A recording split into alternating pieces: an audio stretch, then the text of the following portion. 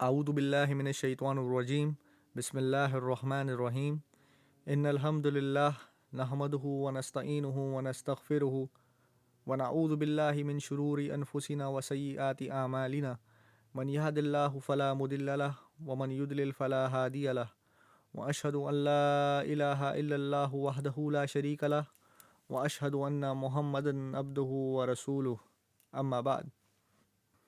تو ہمارے پہلے بیان کی شروعات میں آپ صلی اللہ علیہ وآلہ وسلم کی خصوصیات کو بیان کیا گیا تھا، اور ہم نے قریب 15 خصوصیات کا ذکر کیا تھا۔ حقیقت یہ ہے کہ ایسی خصوصیات جو صرف اور صرف ہمارے پیارے نبی صلی اللہ علیہ وآلہ وسلم کی ذات سے منسوب ہیں، وہ قریب 50 کے لگ بھگ ہیں۔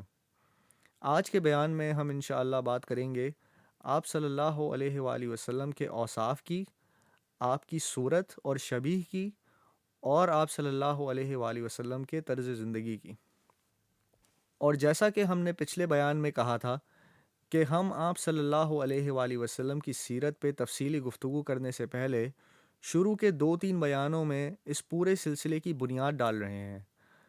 آپ کی اصل زندگی کے بارے میں باتیں ہم انشاءاللہ اگلے بیانوں میں کریں گے۔ یوں سمجھ لیں کہ ابھی ہم آپ صلی اللہ علیہ وآلہ وسلم کی عظیم ذات کا صرف ایک خلاصہ کر رہے ہیں۔ تو آج بات کی شروعات کریں گے ہم آپ صلی اللہ علیہ وآلہ وسلم کی شبیہ سے، یعنی کہ آپ صلی اللہ علیہ وآلہ وسلم دکھنے میں کیسے تھے۔ یہاں ذکر کرتے چلیں کہ اللہ سبحانہ و تعالیٰ کی سنت ہے کہ اس نے تمام انبیاء اکرام کو بالکل شفاف اور کامل خصوصیات کا مالک بنایا ہے، ظاہری اور باطنی دونوں طور پہ، اور وہ اس لیے تاکہ انسانیت کو کوئی بہانہ نہ ملے کہ وہ ان انبیاء کا پیغام مسترد کر سکیں۔ گزرے ہوئے تمام انبیاء اکرام بالکل کامل خصوصیات، عادات اور شکل و صورت کے مالک تھے، اور جیسا کہ ہم جانتے ہیں کہ حضرت یوسف علیہ السلام کو آدھی خوبصورتی عطا فرمائی گئی۔ کچھ عالم کہتے ہیں یہاں آدھی خوبصورتی کا مطلب ہے تمام انسانیت کی آدھی خوبصورتی، اور یہ علماء دین کی اکثریت کی رائے ہے۔ اور ایک اور رائے یہ ہے کہ جب آپ صلی اللہ علیہ وآلہ وسلم نے ہمیں حضرت یوسف علیہ السلام کی آدھی خوبصورتی کے بارے میں بتایا تو ان کا مطلب تھا کہ آپ صلی اللہ علیہ وآلہ وسلم کی خود کی آدھی خوبصورتی۔ وہ اس لیے کیونکہ اس رائے کے مطابق ہمارے نبی صلی اللہ علیہ وآلہ وسلم سب سے زیادہ خوش شکل اور خوبصورت ہے، تمام کائنات میں سب سے زیادہ خوبصورت۔ تو کہا جاتا ہے کہ جب آپ صلی اللہ علیہ وآلہ وسلم نے فرمایا کہ حضرت یوسف علیہ السلام کو آدھی خوبصورتی عطا فرمائی گئی، اور یہاں حدیث شریف میں لفظ استعمال ہوا ہے نصف الحسن، تو علماء دین کہتے ہیں کہ یہاں بات کری جا رہی ہے آپ صلی اللہ علیہ وآلہ وسلم کے اپنے آدھے جمال اور خوبصورتی کی۔ اور آپ صلی اللہ علیہ وآلہ وسلم کی کئی خصوصیات ہیں جن کے بارے میں ہم جانتے ہیں۔ اور ربیہ بنت معوذ جو ایک صحابیہ تھیں، ان کے بیٹے نے پوچھا کہ آپ صلی اللہ علیہ وآلہ وسلم دکھنے میں کیسے تھے۔ یہ اس وقت کی بات ہو رہی ہے جب آپ صلی اللہ علیہ وآلہ وسلم اس دنیا سے رخصت ہو چکے تھے۔ تو ان صحابیات نے یہ بتایا، اور آپ کا بیان الطبرانی الکبیر اور البخاری کی کتاب المناقب میں محفوظ ہے کہ او میرے بیٹے، اگر تم نے آپ صلی اللہ علیہ وآلہ وسلم کو دیکھا ہوتا تو تمہیں یوں معلوم ہوتا جیسے سورج طلوع ہو گیا ہے، اور آپ صرف اتنا ہی کہہ سکیں کیونکہ آپ کے پاس حضور صلی اللہ علیہ وآلہ وسلم کی صورت کی وضاحت کرنے کے لیے الفاظ نہیں تھے۔ یہاں دلچسپ بات یہ ہے کہ ایک طرف ربیہ بنت معوذ نے آپ صلی اللہ علیہ وآلہ وسلم کو چڑھتے سورج سے تشبیہ دی ہے، اور دوسری طرف کعب ابن مالک نے آپ صلی اللہ علیہ وآلہ وسلم کا موازنہ چاند سے کیا ہے۔ کعب ابن مالک جو ایک اور مشہور صحابی ہیں، فرماتے ہیں کہ جب بھی آپ صلی اللہ علیہ وآلہ وسلم خوش ہوتے تو آپ صلی اللہ علیہ وآلہ وسلم کا چہرہ ایسے روشن ہو جاتا جیسے کہ 14ویں کا چاند ہو۔ کتنی خوبصورت بات ہے کہ صحابہ اکرام نے آپ صلی اللہ علیہ وآلہ وسلم کو ان چیزوں سے تشبیہ دی ہے جو انہیں دلکش اور حسین معلوم ہوتی ہیں۔ تو ابھی تک ہمیں آپ صلی اللہ علیہ وآلہ وسلم کے حلیے کے بارے میں کچھ خاص پتہ نہیں چلا، بلکہ ابھی تک ہمیں صرف یہ معلوم چلا ہے کہ کس طرح صحابہ اکرام آپ صلی اللہ علیہ وآلہ وسلم کے حلیے کو بیان کرنے سے قاصر تھے۔ ان کے پاس ایسے لفظ نہیں تھے جن کے ذریعے وہ آپ صلی اللہ علیہ وآلہ وسلم کے جمال کو بیان کر پاتے۔ اور ہمارے پاس عمر ابن العاص کی ایک خوبصورت روایت موجود ہے۔ عمر ابن العاص وہ صحابی ہیں جن کا شمار قریش کے ان سرداروں میں ہوا کرتا تھا جنہوں نے نبوت کے ابتدائی مرحلوں میں اسلام کو جھٹلا دیا تھا۔ وہ ایک طرح ابو سفیان اور خالد ابن ولید کی طرح تھے، جو اسلام کے دشمن تو ضرور تھے، لیکن انہوں نے کبھی بھی کم ظرفی کا ثبوت نہیں دیا یا کوئی غلیظ حرکت نہیں کری۔ کہنے کا مطلب یہ ہے کہ ان کا موازنہ ابو لہب اور ابو جہل جیسے لوگوں کے ساتھ نہیں کیا جا سکتا۔ اسلام کے دشمنوں میں ایک ایسا گروہ تھا جو اسلام کے مخالف ضرور تھا، لیکن وہ انسانیت سے کبھی گرا نہیں۔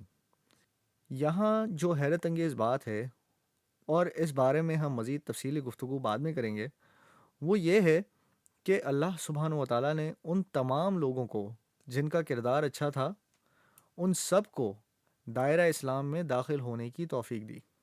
اور اس سے یہ ثابت ہوتا ہے کہ کفار کی دو اقسام موجود ہیں، ایک وہ جن کے دل اچھے ہیں، اور ہم ایسا کہہ سکتے ہیں کہ ان کے دل اچھے تھے، اور کیونکہ ان کے دل اچھے تھے، خالد ابن الولید، اکرمہ جو ابو جہل کے بیٹے تھے، عمر ابن العاص، ابو سفیان، ان تمام کے دلوں میں کچھ اچھائی جہالت کے زمانے میں بھی موجود تھی۔ اسی لیے اللہ سبحانہ و تعالیٰ نے ان تمام کو اسلام قبول کرنے کا شرف بخشا، کیونکہ اللہ سبحانہ و تعالیٰ ہی دلوں کے حالوں سے واقف ہے۔ تو عمر ابن العاص ان لوگوں میں سے ہیں جنہوں نے بہت دیر میں اسلام قبول کیا، اور آپ کو آپ صلی اللہ علیہ وآلہ وسلم کا صحابی ہونے کا اعزاز بہت کم عرصے کے لیے ملا، شاید کچھ 2 سال کے لیے یا اس سے تھوڑا زیادہ، لیکن لگ بھگ 2 سال۔ اس کے بعد آپ کی زندگی میں آگے چل کر، اور یہاں کہتے چلیں کہ آپ نے ایک سیاسی زندگی گزاری، اور آپ نے حکومت سے متعلق کئی کاموں میں حصہ لیا۔ آپ معاویہ کے وزیر بنے، یعنی کہ آپ نے ایک عظیم الشان زندگی گزاری۔ تو عمر ابن العاص نے اپنی زندگی میں آگے چل کر کہا کہ میری زندگی میں کوئی فعل مجھے اتنا محبوب نہیں تھا جتنا مجھے آپ صلی اللہ علیہ وآلہ وسلم کے چہرے کو دیکھنا محبوب تھا۔ یہاں پہ میں چاہوں گا کہ آپ تھوڑی دیر ٹھہریں اور اس بارے میں غور کریں۔ ایک آدمی عموماً اس طرح بات نہیں کرتا۔ آپ صلی اللہ علیہ وآلہ وسلم کے چہرے کو دیکھنے سے زیادہ مجھے کوئی چیز عزیز نہیں تھی۔ عمر ابن العاص یہ فرما رہے ہیں۔ کسی دوسرے کے بارے میں اس طرح عموماً ایک مرد بات نہیں کرتا، لیکن آپ صلی اللہ علیہ وآلہ وسلم کا حسن اس قدر پرکشش تھا، آپ صلی اللہ علیہ وآلہ وسلم کا جمال اور آپ کا نور اس قدر تھا کہ عمر ابن العاص نے کہا کہ دنیا میں کوئی شے ایسی نہیں تھی جس سے مجھے اتنا سکون ملتا، اتنی تسکین ملتی، جتنی مجھے صرف اور صرف آپ صلی اللہ علیہ وآلہ وسلم کو دیکھنے سے ملتی تھی۔ اور آپ نے مزید فرمایا کہ میرا دل آپ صلی اللہ علیہ وآلہ وسلم کو دیکھتے ہوئے کبھی نہیں بھرا، میں آپ صلی اللہ علیہ وآلہ وسلم کے چہرے کو دیکھتے ہوئے کبھی نہیں تھکا۔ ان سب چیزوں کے باوجود اگر مجھ سے سوال کیا جائے کہ آپ صلی اللہ علیہ وآلہ وسلم دکھنے میں کیسے تھے، تو میں لفظوں میں بیان نہیں کر سکوں گا۔ پوچھا گیا کہ ایسا کیوں؟ تو آپ نے فرمایا، میری آپ صلی اللہ علیہ وآلہ وسلم کو دیکھنے کی خواہش کے ساتھ ساتھ میرے دل میں آپ صلی اللہ علیہ وآلہ وسلم کے لیے ایک ادب اور ایک تعظیم بھی تھی، جو مجھے آپ کو ٹکٹی باندھ کر دیکھنے کی اجازت نہیں دیتی تھی، اور مجھے اپنی نگاہ نیچی کرنی پڑتی تھی۔ یعنی کہ یہاں پر دو جذبات موجود تھے، دو اندرونی طاقتیں تھیں جو آپ صلی اللہ علیہ وآلہ وسلم کی ذات سے مسلک تھیں۔ ایک طاقت حضرت عمر ابن العاص کی نگاہ کو اپنی طرف کھینچ رہی تھی، اور ایک وہ طاقت جو آپ صلی اللہ علیہ وآلہ وسلم پر زیادہ دیر نگاہ کو ٹھہرنے نہ دیتی، اور ٹھہرے بھی کیسے، یہ ہمارے پیارے نبی صلی اللہ علیہ وآلہ وسلم کی ذات پاک تھی۔ آپ صلی اللہ علیہ وآلہ وسلم کی موجودگی میں تمام صحابی ایک ادب اور ایک سلیقے سے بیٹھا کرتے تھے۔ آپ کی محفل ہمیشہ پروقار ہوتی۔ اسی لیے حضرت عمر ابن العاص فرماتے ہیں کہ میری بہت خواہش تھی کہ میں آپ صلی اللہ علیہ وآلہ وسلم کو دل بھر کر دیکھوں، لیکن میری نگاہ مجھے اس بات کی اجازت نہیں دیتی تھی کہ میں آپ صلی اللہ علیہ وآلہ وسلم کو دیر تک گھوروں۔ اور آپ صلی اللہ علیہ وآلہ وسلم کی موجودگی میں ہمیشہ میرے اندر ان دو جذباتوں کے درمیان یہی جنگ ہوتی رہتی تھی۔ تو میں کبھی آپ صلی اللہ علیہ وآلہ وسلم کی خوبصورتی کو ان لفظوں میں بیان نہیں کر سکتا جو آپ صلی اللہ علیہ وآلہ وسلم کی تعریف کے قابل ہوں۔ یہ ایک انتہائی خوبصورت حدیث ہے، اور یہ الفاظ اس شخص کے ہیں جس کا شمار جاہلیت کے دور میں بھی قریش کے اعلیٰ ہستیوں میں ہوا کرتا تھا، لیکن اس کے باوجود بھی آپ صلی اللہ علیہ وآلہ وسلم کا ان پہ اتنا گہرا اثر ہوا، وہ بھی صرف اور صرف آپ صلی اللہ علیہ وآلہ وسلم کے ظاہری حسن کا، صرف آپ صلی اللہ علیہ وآلہ وسلم کی صورت کا۔ تو جیسا کہ ہم نے سیکھا کہ حضرت عمر ابن العاص چاہتے ہوئے بھی آپ صلی اللہ علیہ وآلہ وسلم کو دل بھر کے دیکھنے سے قاصر رہے، ہم نے یہ بھی جانا ہے، اور یہاں پر ایک اور خوبصورت نقطہ قابل غور ہے، وہ یہ کہ آپ صلی اللہ علیہ وآلہ وسلم کی صورت کے بارے میں ہمیں زیادہ تفصیل ان صحابیوں سے ملتی ہے جو کہ عمر میں چھوٹے تھے، اور سب سے زیادہ واضح تفصیل ہمیں انس ابن مالک سے ملی ہے جو آپ صلی اللہ علیہ وآلہ وسلم کے سامنے بہت چھوٹے تھے۔ تو عمر کے ابتدائی حصے میں انس ابن مالک کے جذبات وہ نہیں تھے جو ان صحابہ اکرام کے تھے جو عمر میں بڑے تھے، جیسے کہ عمر ابن العاص۔ انس ابن مالک کا آپ صلی اللہ علیہ وآلہ وسلم سے تعارف اس وقت ہوا جب انس کی عمر صرف 7 سال تھی۔ ان کی والدہ آپ صلی اللہ علیہ وآلہ وسلم کی خدمت میں حاضر ہوئیں اور آپ کو اپنا بیٹا نذرانے کے طور پر پیش کر دیا۔ تو انس ابن مالک صبح اٹھتے ہی ساتھ آپ صلی اللہ علیہ وآلہ وسلم کے گھر کی طرف دوڑ جاتے، سارا دن آپ کی خدمت میں گزارتے، اور پھر دن ڈھلے واپس اپنی ماں کے گھر چلے جاتے۔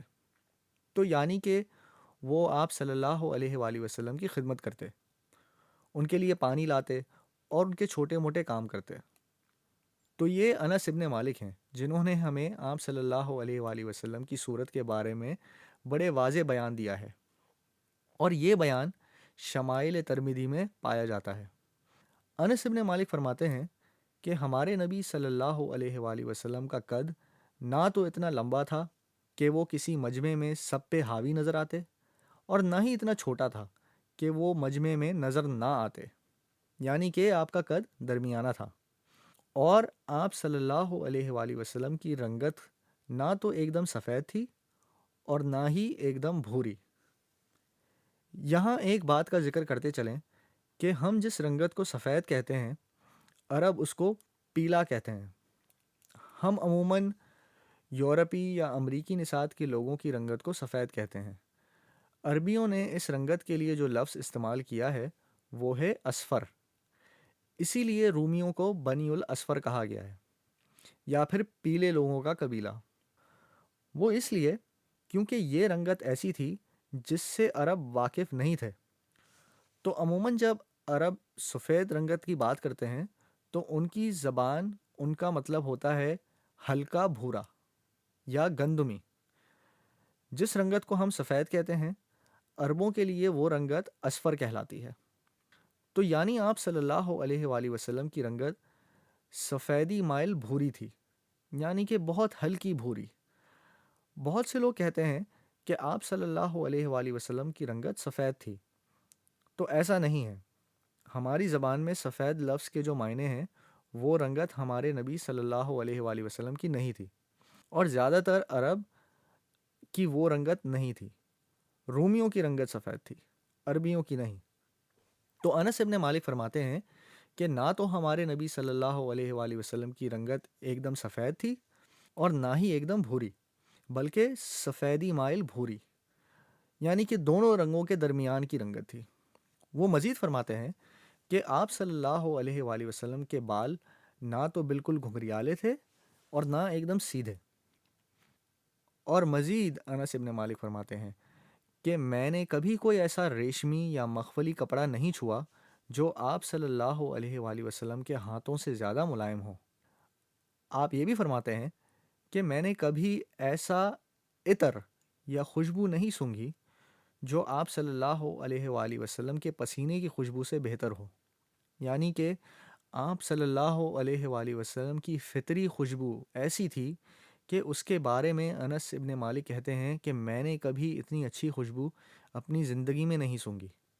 اور جیسا کہ ہم جانتے ہیں کہ جب آپ صلی اللہ علیہ وآلہ وسلم سو جاتے تو سلمہ آپ صلی اللہ علیہ وآلہ وسلم کا پسینہ ایک شیشی میں جمع کر لیتی۔ ایسا کیوں؟ کیونکہ وہ آپ صلی اللہ علیہ وآلہ وسلم کے پسینے کو خوشبو کے طور پر استعمال کرتی۔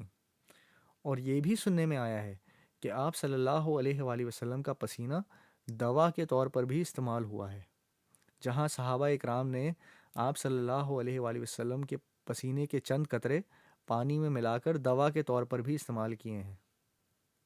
البرہ آپ صلی اللہ علیہ وآلہ وسلم کو بیان کرتے ہوئے فرماتے ہیں کہ آپ صلی اللہ علیہ وآلہ وسلم درمیانے قد کے مالک تھے اور آپ صلی اللہ علیہ وآلہ وسلم کے کندھے چوڑے تھے۔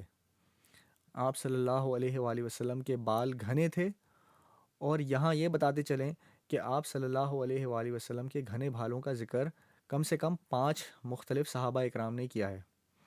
آپ کے بال اور داڑھی دونوں بہت گھنی تھیں، اور آپ صلی اللہ علیہ وآلہ وسلم اپنے بال اس وقت تک بڑھاتے تھے جب تک کہ وہ آپ کے کانوں کی لوؤں کو چھونے لگتے۔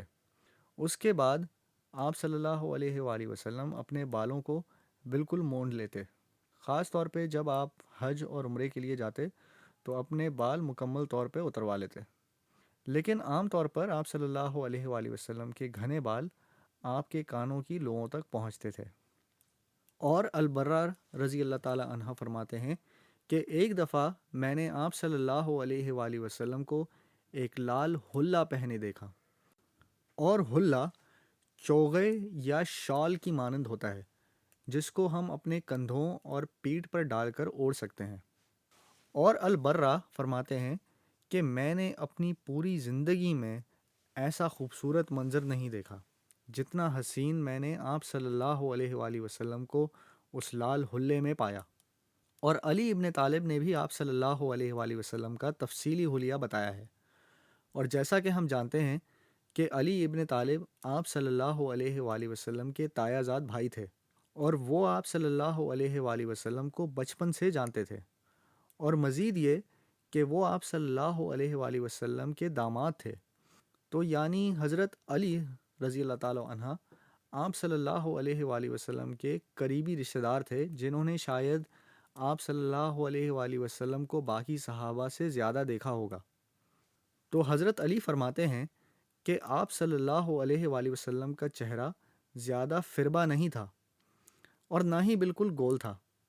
جیسا کہ ہم سب جانتے ہیں کہ ہمیں آپ صلی اللہ علیہ وآلہ وسلم کی شبیہ بنانے کی اجازت نہیں، تو اسی لیے صحابہ اکرام نے آپ صلی اللہ علیہ وآلہ وسلم کو لفظوں میں بیان کرنے کی کوشش کری ہے۔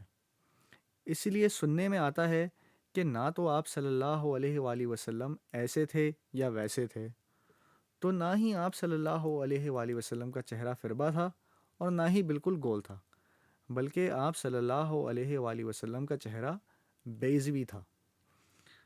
آپ صلی اللہ علیہ وآلہ وسلم کی رنگت سفیدی مائل تھی، سفید جس میں لال کا عنصر شامل ہو۔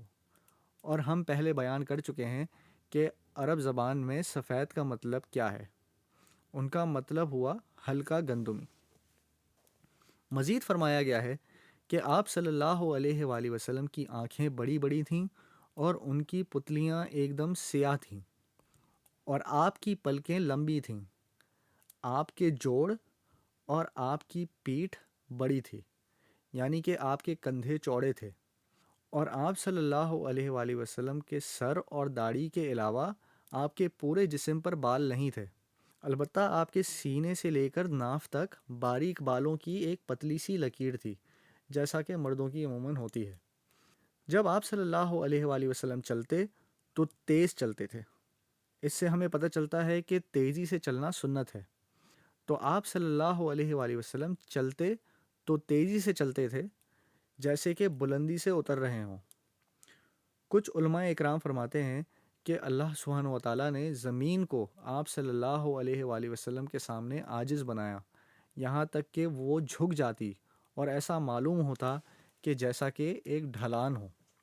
اور کچھ علماء اکرام یہ بھی فرماتے ہیں کہ آپ صلی اللہ علیہ وآلہ وسلم اتنا تیز چلتے کہ عام لوگوں کے لیے اس رفتار سے چلنا صرف اسی وقت ممکن ہوتا تھا جب وہ ڈھلان سے نیچے اتر رہے ہوں۔ تو حضرت علی رضی اللہ تعالیٰ عنہ مزید فرماتے ہیں کہ آپ صلی اللہ علیہ وآلہ وسلم کبھی پلٹ کے مڑتے تو آپ کا پورا جسم مبارک مڑتا۔ ایسا نہیں کہ اگر کوئی آپ صلی اللہ علیہ وآلہ وسلم کو آواز دیتا تو آپ صرف گردن گھما کے اسے دیکھتے، نہیں، آپ اپنا پورا جسم گھما کر پوری توجہ دوسروں کو دیتے۔ سبحان اللہ۔ آج وہ لوگ جو دوسروں کو اچھا خطیب بنانا سکھاتے ہیں، وہ ان کو یہی سکھاتے ہیں کہ کسی کو مخاطب کرتے وقت ان کو صرف گردن گھما کے نہیں بلکہ پورا جسم ان کی طرف گھما کے پوری توجہ سے بات کرنی چاہیے۔ یہاں پر ایک اور دلچسپ بات کا ذکر کرتے چلیں کہ اگر آپ آج کوئی بھی ایسی کتاب اٹھا کر دیکھیں جس میں وہ خوبیاں بیان کی گئی ہوں جو ایک اچھے مقرر میں یا اچھے خطیب بننے کے لیے ضروری سمجھی جاتی ہیں، تو آپ دیکھیں گے کہ وہ تمام کی تمام خوبیاں آپ صلی اللہ علیہ وآلہ وسلم میں موجود تھیں۔ آپ صلی اللہ علیہ وآلہ وسلم کے دونوں کندھوں کے درمیان میں آپ کے نبی ہونے کی مہر موجود تھی۔ اس بات کا مزید تبصرہ ہم آگے چل کر کریں گے۔ آپ صلی اللہ علیہ وآلہ وسلم کے جسم مبارک پر ایک واضح نشان تھا جو آپ کے خاتم الانبیاء ہونے کی مہر ہے، اور یہ مہر اللہ سبحانہ و تعالیٰ کی طرف سے ایک نشانی تھا جس کے ذریعے دوسرے لوگوں نے آپ صلی اللہ علیہ وآلہ وسلم کو آخری نبی کی حیثیت سے پہچانا۔ تو حضرت علی فرماتے ہیں کہ آپ صلی اللہ علیہ وآلہ وسلم کے جسم پر آخری نبی ہونے کی مہر تھی، اور آپ صلی اللہ علیہ وآلہ وسلم خود نبیوں کے سلسلے کی مہر تھے۔ جیسے کہ ہم نے کہا ہے کہ ہم اس مہر کے بارے میں انشاءاللہ آگے چل کر مزید تفصیل میں بات کریں گے، لیکن اتنا کہتے چلیں کہ آپ کے کندھوں کے درمیان ہلکے رنگ کے کچھ بال موجود تھے، ایک ایسی جگہ پر جہاں عموماً بال نہیں اگتے، اور یہ بال ایک ایسے نشان کو تشکیل دیتے جو جسامت اور شکل کے اعتبار سے کبوتر کے انڈے کی مانند تھا۔ بہت سے لوگوں نے اس نشان اور مہر کی بدولت اسلام قبول کیا، خاص طور پہ سلمان الفارسی نے۔ سلمان الفارسی نے اسلام اس لیے قبول کیا کیونکہ ان کے عیسائی استاد نے انہیں بتایا تھا کہ آخری نبی کی نشانی اس کے کندھوں کے بیچ مہر ہوگی۔ یہاں بات تھوڑی آگے نکل رہی ہے، لیکن سلمان الفارسی آپ صلی اللہ علیہ وآلہ وسلم کی خدمت میں حاضر ہوئے اور انہوں نے آپ کا کئی طریقوں سے امتحان لیا۔ پہلی بار آئے، ایک سوال کا جواب حاصل کیا، مطمئن ہو کر گھر چلے گئے۔ دوسری بار آئے، آپ کے نبی ہونے کا ایک اور جواز ملا اور پھر گھر چلے گئے۔ اب تیسرا ثبوت تھا مہر۔ بڑا سوچا کہ بھلا آپ صلی اللہ علیہ وآلہ وسلم کے کندھوں کے درمیان کیسے دیکھ سکیں گے۔ تیسرے دن آپ صلی اللہ علیہ وآلہ وسلم کے سامنے حاضر ہوئے۔ ابھی سوچ ہی رہے تھے کہ بھلا ختم نبوت کی مہر کو آپ صلی اللہ علیہ وآلہ وسلم کی قمیص کے نیچے کیسے دیکھ سکیں گے۔ یہ سوچتے ہوئے آپ صلی اللہ علیہ وآلہ وسلم کے پیچھے جا کر کھڑے ہوئے، اور آپ صلی اللہ علیہ وآلہ وسلم نے بنا کچھ کہے اپنی قمیص کو کچھ اس طرح ٹھیک کیا کہ گلے کا پچھلا حصہ تھوڑا سا نیچے ہو گیا، اور آپ کی پشت پہ موجود یہ نشان سلمان فارسی پہ نمایاں ہو گیا۔ کیونکہ آپ صلی اللہ علیہ وآلہ وسلم جانتے تھے کہ حضرت سلمان فارسی کیا کرنا چاہ رہے ہیں، اور جیسے ہی حضرت سلمان فارسی کو یہ نشان نظر آیا، آپ نے اسلام قبول کر لیا۔ انشاءاللہ ہم آگے چل کر مزید اس واقعے کے بارے میں تفصیلی بات کریں گے۔ تو مزید بات کرتے ہیں حضرت علی کے تفصیلی بیان کی۔ آپ نے فرمایا کہ جس نے بھی آپ صلی اللہ علیہ وآلہ وسلم کو اچانک دیکھا وہ ٹھٹک کر رک گیا۔ آپ کی شان اس قدر تعظیم کے لائق تھی کہ اگر کسی کی آپ صلی اللہ علیہ وآلہ وسلم پر غیر متوقع طور پہ نگاہ پڑتی تو وہ ٹھہر جاتا، اور جو بھی آپ کے ساتھ کچھ وقت گزارتا اور آپ کا تھوڑی دیر ساتھ دیتا وہ آپ سے محبت کرتا۔ یعنی جس کو بھی آپ صلی اللہ علیہ وآلہ وسلم کو جاننے کا موقع ملا اور آپ کی صحبت نصیب ہوئی وہ آپ سے مانوس ہو گیا۔ اور حضرت علی رضی اللہ تعالیٰ عنہ فرماتے ہیں کہ دوسرے وہ تمام لوگ جنہوں نے آپ صلی اللہ علیہ وآلہ وسلم کو دیکھا انہوں نے یہ اعتراف کیا، نہ ہم نے کبھی کسی کو پہلے دیکھا نہ ہمیں کوئی بعد میں ملا جو آپ صلی اللہ علیہ وآلہ وسلم کے جیسا ہو۔ اور یہاں ذکر کرتے چلیں اس خوبصورت حدیث کا جس کے بارے میں ہم میں سے کافی لوگ واقف ہیں۔ وہ حدیث ہے جابر ابن سمورہ رضی اللہ تعالیٰ عنہ کی۔ وہ فرماتے ہیں کہ ایک دفعہ وہ رات کے وقت گھر جا رہے تھے۔ اس رات آسمان پہ پورا چاند نکلا ہوا تھا، تو ان کو رستے میں حضور صلی اللہ علیہ وآلہ وسلم نظر آئے، اور آپ صلی اللہ علیہ وآلہ وسلم وہی لال حلہ پہنے ہوئے تھے جس کا ذکر ہم پہلے بھی سن چکے ہیں۔ اور جابر رضی اللہ تعالیٰ عنہ فرماتے ہیں کہ میں نے آپ صلی اللہ علیہ وآلہ وسلم کے چہرے کو دیکھا اور پھر میں نے پورے چاند کی طرف دیکھا۔ یہاں دیکھیے کہ جابر چاند اور آپ صلی اللہ علیہ وآلہ وسلم کا براہ راست موازنہ کر رہے ہیں، اور وہ کہتے ہیں کہ اللہ کی قسم میری نظر میں آپ صلی اللہ علیہ وآلہ وسلم سے زیادہ خوبصورت اور کچھ نہیں تھا۔ یعنی کہ آپ صلی اللہ علیہ وآلہ وسلم چاند سے بھی زیادہ خوبصورت تھے، اور اس سے ظاہر ہوتا ہے کہ اللہ سبحانہ و تعالیٰ نے آپ صلی اللہ علیہ وآلہ وسلم کو جسمانی اور روحانی نور عطا کیا تھا۔ آپ صلی اللہ علیہ وآلہ وسلم کے نور کی سب سے بڑی مثال یہ ہے کہ بہت سے لوگوں نے اسلام اس وقت قبول کیا جب ان کی نگاہ پہلی بار آپ صلی اللہ علیہ وآلہ وسلم کے چہرے پر پڑی۔ صرف آپ صلی اللہ علیہ وآلہ وسلم کا چہرہ اور اس کا نور دیکھ کر کچھ لوگ مسلمان ہو گئے۔ اس طرح اسلام قبول کرنے والوں میں شامل سب سے مشہور شخص مدینے میں رہنے والا ایک یہودی راہب تھا۔ ان کا نام تھا عبداللہ ابن سلام۔ یہودیوں میں اس کی بڑی عزت تھی۔ اس راہب نے سن رکھا تھا کہ ایک شخص مدینے میں آیا ہے جو نبوت کا دعوے دار ہے۔ یہ آپ صلی اللہ علیہ وآلہ وسلم کی آمد کا پہلا دن تھا، تو اس راہب نے سوچا کہ چلو میں جا کر دیکھوں تو صحیح کہ وہ کون ہے۔ یہ حدیث بخاری میں موجود ہے اور یہ ابن سلام کا اپنا بیان ہے۔ تو یہاں یہ یاد رکھیں کہ ابن سلام نے آپ صلی اللہ علیہ وآلہ وسلم سے کسی بحث میں الجھنے کا ارادہ نہیں رکھا تھا، اور نہ ہی اس کا کوئی مسلمان ہونے کا ارادہ تھا، لیکن ان کا بیان ہے کہ جیسے ہی میری نظر آپ صلی اللہ علیہ وآلہ وسلم کے چہرے پر پڑی میں جان گیا کہ یہ چہرہ کسی جھوٹے شخص کا نہیں ہو سکتا، اور آپ صلی اللہ علیہ وآلہ وسلم سے ایک گفتگو کرتے ساتھ ہی انہوں نے اسلام قبول کر لیا۔ تو آپ صلی اللہ علیہ وآلہ وسلم کے چہرے کا ان پر اتنا گہرا اثر ہوا کہ وہ مسلمان ہو گئے، اور وہ اکیلے نہیں تھے۔ ظاہری خوبصورتی کے ساتھ ساتھ ہمارے نبی صلی اللہ علیہ وآلہ وسلم باطنی خوبیوں کے بھی مالک تھے۔ آپ صلی اللہ علیہ وآلہ وسلم میں عاجزی اور انکساری کوٹ کوٹ کر بھری ہوئی تھی۔ آپ کی سادگی کی کئی مثالیں موجود ہیں۔ ایک مشہور حدیث کا ذکر کرتا چلوں جس سے ہم سب واقف ہیں کہ ایک دفعہ حضرت عمر رضی اللہ تعالیٰ عنہ آپ صلی اللہ علیہ وآلہ وسلم کی خدمت میں پیش ہوئے۔ اس وقت آپ صلی اللہ علیہ وآلہ وسلم لیٹے ہوئے تھے۔ آپ کا حجرہ مسجد نبوی میں ایک چھوٹا سا کمرہ تھا، اور اس میں صرف ایک پانی کی سراہی اور ایک بستر کے علاوہ کچھ نہیں تھا، اور یہ بستر صرف کھجور کے پتوں پر مشتمل تھا۔ جیسا کہ ہم نے دیکھا کہ چارپائی ہوتی ہے جس پہ اکثر گدا ڈال دیا جاتا ہے، تو آپ صلی اللہ علیہ وآلہ وسلم کا بستر کافی حد تک ویسا ہی تھا لیکن بغیر گدے کے۔ تو آپ صلی اللہ علیہ وآلہ وسلم اس بستر پہ لیٹے ہوئے تھے، اور جب حضرت عمر داخل ہوئے تو آپ نے اٹھ کر ان کا استقبال کیا، اور جیسا کہ ہم سب جانتے ہیں کہ حضرت عمر رضی اللہ تعالیٰ عنہ نے آپ کی پیٹھ پر موجود چٹائی کے نشان دیکھے اور آپ کی جلد دیکھی جو بستر کی سختی کی وجہ سے سرخ ہو گئی تھی، تو عمر رونے لگے۔ یہ واقعہ ہجرت کے 7ویں یا 8ویں سال کا ہے۔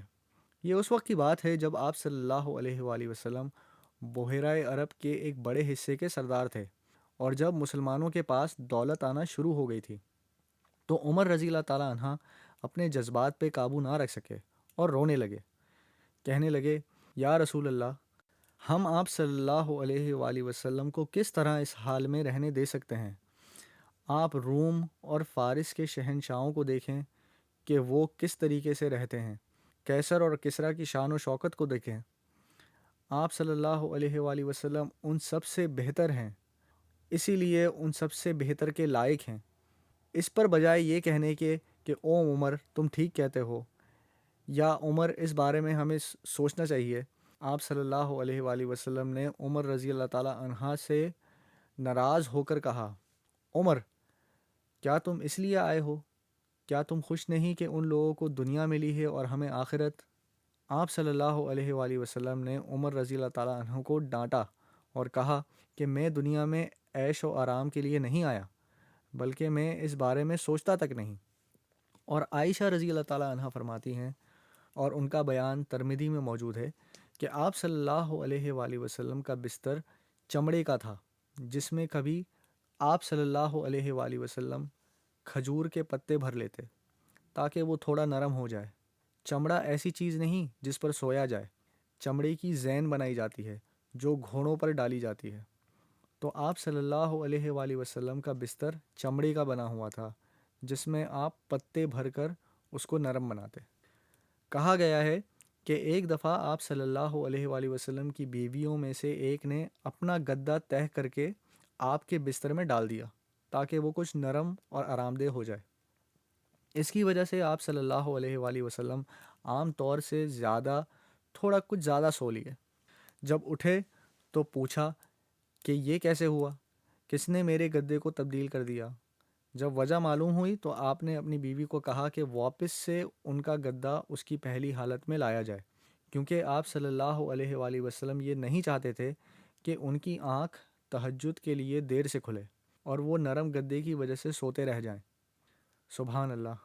آج کل ہم جان کر ایسے گدے اور بستر خریدتے ہیں جو زیادہ سے زیادہ آرام دہ ہوں، لیکن آپ صلی اللہ علیہ وآلہ وسلم کو اپنی نیند سے زیادہ اپنی عبادت پیاری تھی۔ کبھی یوں ہوتا، جیسا کہ حضرت عائشہ رضی اللہ تعالیٰ عنہ فرماتی ہیں، کہ آپ صلی اللہ علیہ وآلہ وسلم 6 ہفتوں تک گوشت نہ چکھتے۔ یہ بات تابعین کے زمانے آنے تک ناقابل یقین معلوم ہونے لگی۔ اسی لیے عروہ فرماتے ہیں، او میری ماں، یہاں وہ حضرت عائشہ رضی اللہ تعالیٰ عنہ کو ماں کہہ کر مخاطب کر رہے ہیں، کیونکہ آپ رضی اللہ تعالیٰ عنہ ام المومنین یا مومنوں کی ماں ہیں، ورنہ ویسے رشتے میں حضرت عائشہ آپ کی خالہ تھیں۔ تو یہاں عروہ سوال کرتے ہیں کہ او میری ماں، آپ بغیر گوشت کے کیسے گزارا کرتے تھے؟ کیونکہ سوچا جائے تو 6 ہفتے بغیر کسی ٹھوس غذا کے کسی کا بھی گزارا مشکل ہو جائے۔ تو آپ کے سوال کے جواب میں حضرت عائشہ رضی اللہ تعالیٰ عنہ فرماتی ہیں کہ ہم الاسودان یعنی 2 سیاہ چیزیں کھاتے تھے، کھجور اور گندا پانی، کیونکہ اس وقت مدینہ کا پانی ندیوں سے ملتا تھا اور اس کو صاف کرنے کا کوئی انتظام نہیں تھا، اسی لیے پانی بھی گرد سے اٹا ہوا ہوتا تھا، اور اسی لیے حضرت عائشہ رضی اللہ تعالیٰ عنہ فرماتی ہیں کہ ہم 2 سیاہ چیزوں پر گزارا کرتے تھے۔ ایک بار عبد الرحمن ابن عوف جو ایک تاجر تھے، جیسا کہ ہم جانتے ہیں کہ جب وہ مدینے میں داخل ہوئے تو وہ ایک غریب شخص تھے، اور ایک انصاری صحابی نے ان سے کہا کہ میں اپنی آدھی جائیداد آپ کو دینے کے لیے تیار ہوں، جس پر عبد الرحمن ابن عوف نے ان کا شکریہ ادا کیا اور کہا، اللہ آپ کا بھلا رکھے، مجھے آپ کی جائیداد کی ضرورت نہیں، صرف مجھے یہ بتا دیں کہ بازار کا رستہ کہاں ہے۔ اور عبد الرحمن ابن عوف کے پاس کچھ مکھن تھا، اس سے انہوں نے خرید فروخت شروع کری، اور کچھ عرصے میں ان کا شمار مدینے کے مالدار لوگوں میں ہونے لگا۔ آپ صلی اللہ علیہ وآلہ وسلم کی وفات کے کئی سالوں بعد عبد الرحمن ابن عوف کے سامنے گوشت اور روٹی پیش کی گئی۔ آج بھی گوشت وغیرہ کا شمار نفیس کھانوں میں ہوتا ہے۔ آج کل جو چیزیں ہم کھاتے ہیں وہ اس زمانے میں بہت ہی بیش قیمت خیال کی جاتی تھیں۔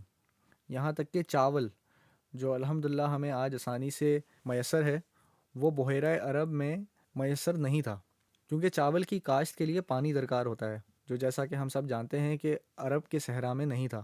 تو ہمارے نبی صلی اللہ علیہ وآلہ وسلم نے زندگی میں کبھی چاول نہیں کھائے، آپ کا گزارا صرف روٹی پہ ہوتا تھا۔ تو جب عبد الرحمن ابن عوف کے سامنے گوشت پیش کیا گیا تو آپ رو پڑے۔ جب ان سے پوچھا گیا کہ آپ کیوں رو رہے ہیں تو آپ نے فرمایا کہ گوشت تو دور کی بات، آپ صلی اللہ علیہ وآلہ وسلم نے اپنی زندگی میں کبھی پیٹ بھر کے گھیوں کی روٹی نہیں کھائی، نہ آپ نے اور نہ آپ صلی اللہ علیہ وآلہ وسلم کے گھر والوں نے ایک دن پیٹ بھر کے کھانا کھایا۔ اور عبد الرحمن مزید فرماتے ہیں کہ مجھے ڈر ہے کہ اللہ سبحانہ و تعالیٰ نے ہمیں اتنا وقت اس دنیا میں گزارنے کو جو دیا ہے وہ اس لیے کہ ہم یہ دن دیکھ رہے ہیں، کہیں ایسا نہ ہو کہ ہمیں ہماری قسمت کی ساری آسائشیں اس دنیا میں ہی مل جائیں اور آخرت میں ہمارے لیے کچھ نہ بچے۔ کئی روایتیں موجود ہیں کہ عائشہ رضی اللہ تعالیٰ عنہا اکثر رو پڑتی تھیں جب ان کی خدمت میں اچھا کھانا پیش کیا جاتا۔ یاد رہے کہ حضرت عائشہ آپ صلی اللہ علیہ وآلہ وسلم کے وصال کے بعد 40 سال تک رہیں، اور اس وقت امت مسلمہ کے حالات اچھے ہونا شروع ہو گئے تھے۔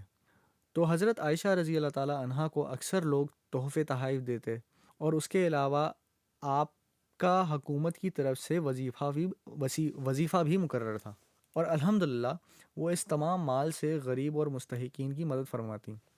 لیکن کبھی کبھار لوگ آپ کو قیمتی تحفے اور اچھا کھانا بھیجتے، اور اس بات کا ذکر اکثر ہے کہ آپ رضی اللہ تعالیٰ عنہ ان تمام چیزوں کو دیکھ کر کئی بار رو پڑتی، اور آپ کا بیان بھی یہی تھا کہ حضور صلی اللہ علیہ وآلہ وسلم نے کبھی اچھی روٹی پیٹ بھر کر نہیں کھائی، پوری زندگی میں ایک دن بھی ایسا نہیں تھا۔ اور ہم سب اس واقعے سے واقف ہیں جس کا ذکر ترمذی میں موجود ہے، جو آپ صلی اللہ علیہ وآلہ وسلم، حضرت ابو بکر صدیق اور حضرت عمر رضی اللہ تعالیٰ عنہ کے بارے میں ہے کہ ایک دفعہ عمر ابن الخطاب کے پاس کچھ کھانے کے لیے نہیں تھا۔ یہاں یہ کہتا چلوں کہ صحابہ نے مدنی زندگی کے ابتدائی دور بہت مشکلوں میں کاٹے۔ مسلمانوں کی کامیابیوں سے پہلے کا وقت انتہائی کٹھن تھا، اور مدینہ زندگی گزارنے کے لیے انتہائی تلخ جگہ تھی، اور کھجوروں کا موسم سال میں صرف ایک دفعہ آتا، اور جب وہ ختم ہوتا تو پھر لوگوں کے لیے صحرا میں رہنا بہت مشکل ہوتا۔ اس قسم کی کئی کہانیاں مشہور ہیں۔ تو ایک ایسی ہی دوپہر میں عمر ابن الخطاب گھر سے نکلے، اور انہوں نے آپ صلی اللہ علیہ وآلہ وسلم کو جلتی ہوئی دھوپ میں مدینہ کی گلیوں میں پھرتے ہوئے دیکھا، اور یہ وہ وقت تھا جب گرمی کی شدت کی وجہ سے کوئی گھر سے باہر نہیں نکلتا تھا۔ تو عمر نے آپ صلی اللہ علیہ وآلہ وسلم سے کہا کہ یا رسول اللہ، آپ اس وقت باہر کیا کر رہے ہیں؟ اور ہمارے نبی جانتے تھے کہ عمر اس وقت گھر سے باہر صرف ایک وجہ سے نکلے ہیں، اور وہ یہ کہ وہ بھی بھوکے ہیں۔ تو آپ نے فرمایا، وہی جو تم کر رہے ہو۔ تھوڑی دیر میں دونوں کو حضرت ابو بکر دکھائی دیے، اور ان سے معلوم ہوا کہ وہ بھی بھوک سے بیزار ہو کر گھر سے باہر نکل آئے ہیں۔ تو یہ تینوں ایک جگہ بیٹھ کر باتیں کرنے لگے تاکہ ایک دوسرے کا دھیان بھوک سے ہٹا سکیں۔ تو ایسے میں ایک اور صحابی ابو الہیثم، جو کام سے جلدی جلدی گھر جا رہے تھے، ان تینوں کے پاس سے گزرے۔ آپ تینوں کو دیکھا تو رک گئے اور پوچھا کہ یا رسول اللہ، آپ تینوں اس قدر شدید گرمی میں گھر سے باہر کیا کر رہے ہیں؟ تو عمر رضی اللہ تعالیٰ عنہ نے فرمایا کہ ہم تینوں کے پاس کھانے کے لیے کچھ نہیں، تو ہم باہر نکل آئے ہیں اور اب یہاں بیٹھ کر باتیں کر رہے ہیں۔ تو ابو الہیثم نے کہا کہ میں یہ نہیں دیکھ سکتا کہ وہ تین لوگ جو میرے نزدیک دنیا میں سب سے بہترین ہیں وہ بھوکے بیٹھے ہوں۔ انہوں نے تینوں کو اپنے گھر آنے کی دعوت دی، پھر وہ خود اپنے گھر جلدی جلدی پہنچے۔ ان کے گھر صرف ایک بکری تھی جس کی دودھ دینے کی عمر گزر چکی تھی۔ انہوں نے اپنی بیوی سے کہا کہ ہمیں اس بکری کو ذبح کرنا ہوگا، تم کھانا بناؤ اور میں روٹی بناتا ہوں، ہمیں نبی صلی اللہ علیہ وآلہ وسلم اور ان کے ساتھیوں کے لیے کھانا اور پینے کا بندوبست کرنا ہے۔ تو اس طرح آپ صلی اللہ علیہ وآلہ وسلم، حضرت ابو بکر صدیق اور حضرت عمر رضی اللہ تعالیٰ عنہ کو کھانا کھانے کے لیے ملا۔ کھانے کے بعد آپ صلی اللہ علیہ وآلہ وسلم نے ابو بکر اور عمر کو یاد دلایا کہ وہ تینوں گھر سے بھوکے نکلے تھے اور اللہ سبحانہ و تعالیٰ نے ان کے لیے کھانے کا بندوبست فرمایا۔ آپ نے کہا کہ اللہ سبحانہ و تعالیٰ قیامت کے دن ہم سے سوال کریں گے کہ ہم نے اس کھانے کے ساتھ کیا کیا؟ کیا ہم نے اپنے رب کا وہ شکریہ ادا کیا جس کا وہ حقدار ہے؟ سبحان اللہ۔ آج ہم دن میں کم سے کم 3 مرتبہ پیٹ بھر کر کھانا کھاتے ہیں، اور ہم اکثر اللہ سبحانہ و تعالیٰ کی اس نعمت کے بارے میں سوچتے بھی نہیں ہیں۔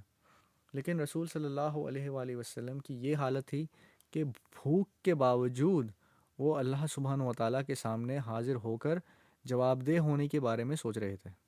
آپ صلی اللہ علیہ وآلہ وسلم کی سادگی کا یہ عالم تھا کہ آپ اکثر گدھوں پہ سواری کرتے تھے، حالانکہ آپ کوئی گھوڑا یا اونٹ خرید سکتے تھے۔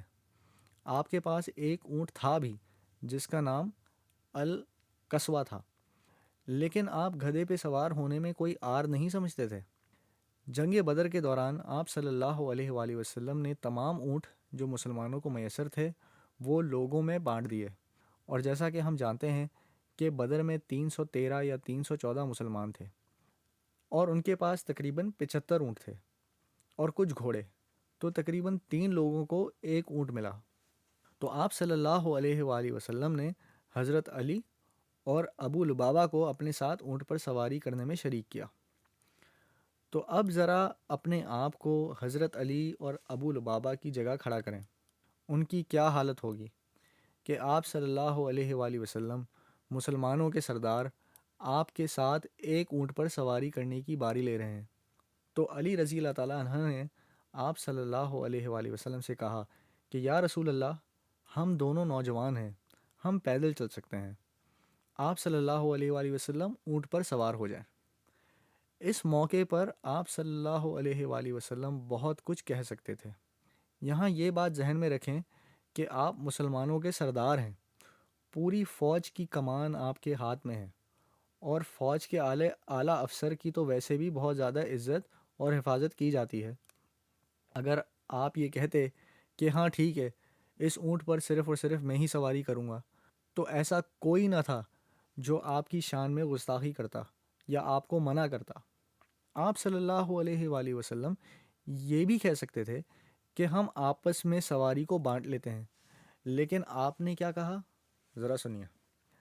آپ ان کی طرف دیکھ کر مسکرائے اور فرمایا کہ نہ ہی تم دونوں مجھ سے زیادہ طاقتور ہو، اور نہ ہی ایسا ہے کہ مجھے اللہ کی طرف سے تم دونوں سے کم انعام کی ضرورت ہے۔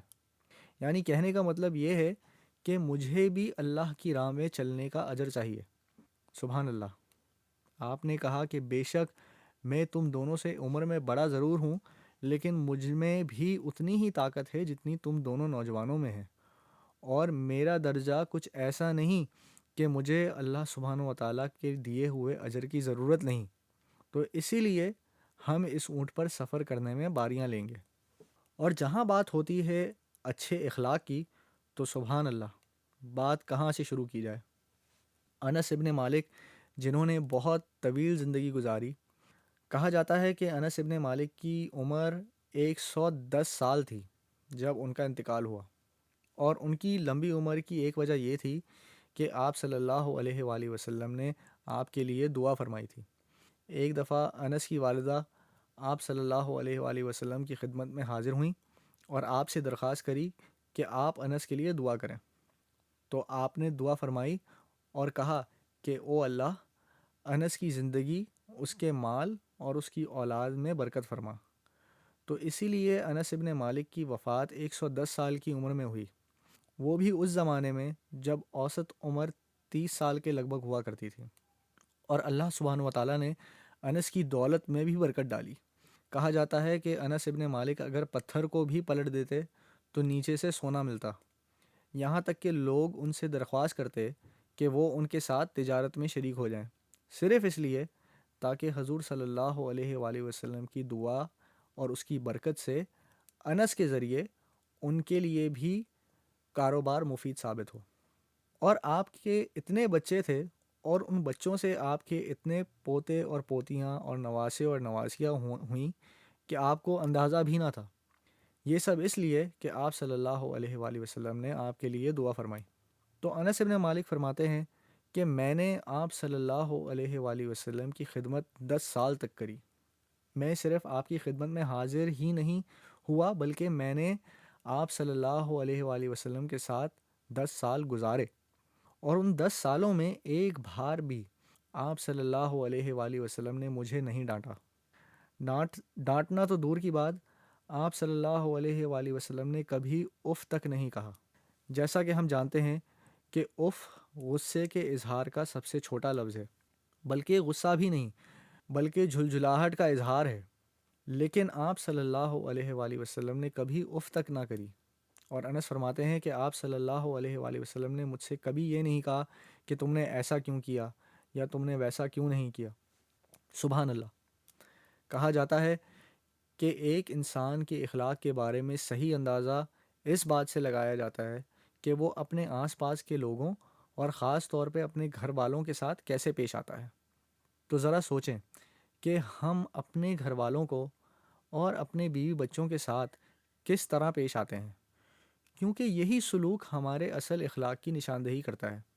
دوسروں کے سامنے، مسجد میں یا پھر کام پر اچھا بننا بہت آسان ہے، لیکن ہم جیسے اپنے بیوی بچوں کے سامنے ہوتے ہیں وہی ہمارا اصلی چہرہ اور ہمارے اصلی آداب کا آئینہ دار ہوتا ہے۔ تو انس ابن مالک فرماتے ہیں کہ میں نے آپ صلی اللہ علیہ وآلہ وسلم کے لبوں سے کبھی اف بھی نہیں سنا۔ یہ تھی ہمارے رسول صلی اللہ علیہ وآلہ وسلم کی شان۔ انس ابن مالک ایک واقعے کا ذکر کرتے ہیں اور بتاتے ہیں کہ ایک دفعہ آپ صلی اللہ علیہ وآلہ وسلم نے مجھے کسی کام کے لیے بھیجا۔ رستے میں میں نے کچھ بچوں کو کھیلتے ہوئے دیکھا تو میں بھی کھیل میں لگ گیا۔ انس کی عمر اس وقت شاید 7 یا 8 برس ہوگی۔ تو جب وہ کام سے نکلے تو بچوں کو کھیلتا دیکھ کر کھیل میں مصروف ہو گئے، اور فرماتے ہیں کہ میں کام کے بارے میں بالکل بھول گیا۔ تو کچھ دیر بعد آپ صلی اللہ علیہ وآلہ وسلم انس کو ڈھونڈنے کے لیے نکلے، کیونکہ کافی دیر ہو گئی اور انس لوٹ کر نہیں آئے۔ اب جب ڈھونڈا تو دیکھا کہ انس بچوں کے ساتھ کھیل رہے ہیں۔ تو انس فرماتے ہیں کہ کسی نے مجھے کان سے پکڑا، لیکن سختی سے نہیں بلکہ پیار سے، اور جب میں نے گھوم کر دیکھا تو آپ صلی اللہ علیہ وآلہ وسلم کھڑے مسکرا رہے تھے۔ سبحان اللہ۔ ہم اگر اس جگہ ہوتے تو اپنے گھر والوں کے ساتھ کیا سلوک کرتے؟ ایسی جگہ غصہ کرنا اور جھلجھلانا بڑا آسان ہے، لیکن آپ صلی اللہ علیہ وآلہ وسلم ہمارے لیے مثالی شخصیت ہیں۔ یہاں تک کہ جب لوگ آپ صلی اللہ علیہ وآلہ وسلم کے ساتھ بہت بری طریقے سے پیش آئے تو بھی آپ صلی اللہ علیہ وآلہ وسلم نے اپنے آداب اور اپنے اخلاق کو برقرار رکھا۔ ایک دفعہ یہودیوں کا ایک گروہ آپ صلی اللہ علیہ وآلہ وسلم کو تنگ کرنے کے لیے آیا اور آپ سے السلام علیکم کہنے کے بجائے السلام علیکم کہا۔ السلام کا مطلب ہوا آپ پر سلامتی کے بجائے موت آئے، نعوذ باللہ۔ تو آپ صلی اللہ علیہ وآلہ وسلم نے فرمایا وعلیکم۔ عائشہ رضی اللہ تعالیٰ عنہا جو پردے کے پیچھے سے سب کچھ سن رہی تھیں طیش میں آ گئیں اور یہودیوں کو مخاطب کر کے بولیں کہ تم سب پہ اللہ کی لعنت اور عذاب نازل ہو، تمہاری ہمت کیسے ہوئی کہ اللہ کے نبی سے ایسے بات کرو؟ تو آپ صلی اللہ علیہ وآلہ وسلم نے عائشہ رضی اللہ تعالیٰ عنہ کو سمجھایا اور کہا کہ او عائشہ، صبر سے کام لو۔ کیا تم نہیں جانتی کہ خوبصورتی نرمی میں ہے، اور جس میں بھی نرمی پائی جاتی ہے اس میں خوبصورتی پائی جاتی ہے، اور جس میں سختی پائی جاتی ہے اس میں بدصورتی پائی جاتی ہے۔ جب وہ یہودی چلے گئے تو عائشہ رضی اللہ تعالیٰ عنہ نے فرمایا کہ یا رسول اللہ، آپ نے اپنے غصے پر کیسے قابو رکھا؟ وہ آ کر آپ صلی اللہ علیہ وآلہ وسلم کی شان میں گستاخی کر کے چلے گئے اور نعوذ باللہ آپ پر موت بھیج کر گئے۔ تو آپ نے فرمایا کہ عائشہ، کیا تم نے میرا جواب نہیں سنا؟ میں نے کہا وعلیکم، یعنی کہ تم پر بھی، لیکن آپ نے اپنا وقار ہر حال میں برقرار رکھا۔ اور رہا سوال آپ صلی اللہ علیہ وآلہ وسلم کی بہادری کا، تو علی ابن طالب فرماتے ہیں، اور اس واقعے کا ذکر ہم مزید جنگ بدر کے ذکر کے دوران کریں گے۔ تو علی فرماتے ہیں کہ جب بھی جنگ کے دوران لڑائی شدت اختیار کرتی تو ہم سب ہمت حاصل کرنے کے لیے رسول صلی اللہ علیہ وآلہ وسلم کے گرد جمع ہو جاتے۔ اور انس ابن مالک فرماتے ہیں کہ ایک دفعہ مدینے کے لوگوں کو رات کے درمیان ہنگامے کی آوازیں آئیں تو لوگ ڈر کے گھروں سے باہر نکلے، یہ دیکھنے کے لیے کہ کیا ہو رہا ہے، کیا کسی دشمن نے حملہ تو نہیں کر دیا، کیا کوئی جنگلی درندے نکل تو نہیں آئے۔ جب لوگ باہر نکلے تو پتہ چلا کہ آپ صلی اللہ علیہ وآلہ وسلم پہلے ہی ابو طلحہ کے گھوڑے پر بغیر زین کے سوار ہوئے اور نکل چکے، یہ پتہ کرنے کے لیے کہ آواز کہاں سے آئی۔ پھر کچھ دیر بعد لوگوں کو آپ صلی اللہ علیہ وآلہ وسلم واپس گھوڑے پر سوار واپس آتے نظر آئے۔ آپ گھوڑے کی ننگی پیٹھ پہ سوار تھے اور آپ کی گردن کے گرد ایک تلوار لٹک رہی تھی۔ آپ نے لوگوں سے کہا کہ اطمینان سے اپنے گھروں کو لوٹ جاؤ، کوئی ڈرنے کی بات نہیں۔ یہ ہوتی ہے دلیری کہ جب پورا شہر ڈر کے آدھی رات کے اندھیرے میں باہر نکل رہا ہو تو آپ صلی اللہ علیہ وآلہ وسلم بے خوف سب کچھ دیکھنے کے لیے اکیلے نکل پڑے ہوں اور واپس آ کر لوگوں کو بتا رہے ہوں اور ان کو دلاسا دے رہے ہوں کہ ڈرنے کی کوئی بات نہیں۔ اب بات کرتے ہیں آپ صلی اللہ علیہ وآلہ وسلم کی دریا دلی کی۔ آپ صلی اللہ علیہ وآلہ وسلم نے کبھی کسی سوالی کو رد نہیں کیا، اور ایک صحابیات فرماتی ہیں کہ کوئی مدینے کی چھوٹی سی بچی بلا جھجک آپ صلی اللہ علیہ وآلہ وسلم کے پاس جا کر آپ سے کسی بھی کام کی درخواست کر سکتی تھی۔ اگر کوئی چیز اٹھانی ہو یا کوئی مدد کی ضرورت ہو تو ایسا کبھی نہیں ہوا کہ آپ نے کسی کو منع کیا ہو یا مدد سے انکار کیا ہو۔ ایک دفعہ کا ذکر ہے کہ آپ نے ایک لباس پہن رکھا تھا جس میں جگہ جگہ سوراخ تھے، تو ایک صحابی نے آپ صلی اللہ علیہ وآلہ وسلم کو ایک قیمتی لباس تحفے میں دیا۔ آپ نے وہ لباس پہنا اور گھر سے باہر نکلے تو فوراً ایک صحابی نے کہا کہ یا رسول اللہ، آپ مجھے یہ لباس عنایت کر سکتے ہیں؟ تو آپ نے جواب میں کہا ہاں بالکل۔